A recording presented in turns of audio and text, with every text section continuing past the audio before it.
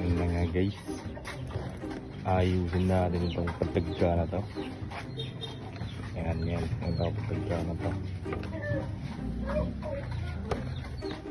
Bakit siya nakatagka guys? Kailangan natin yan siya ayusin. Kailangan natin dito maliit. Saan ba dito? Siguro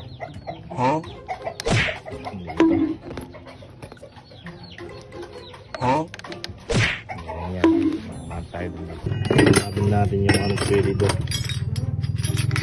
Siguro dito. Ano kaya natin yun manis? Pag wala dito. Ako pala yung kakatuwa. Guys. Tapos yun.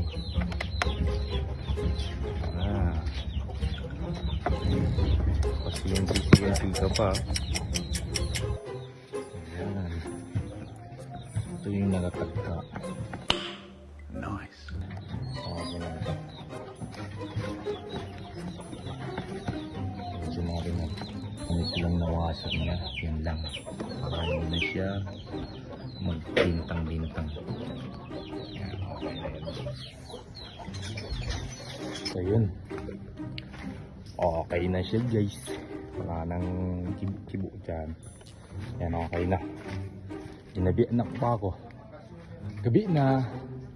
Okay. Sugatan pala ako dito. Okay na lang. At least okay na to. Nice.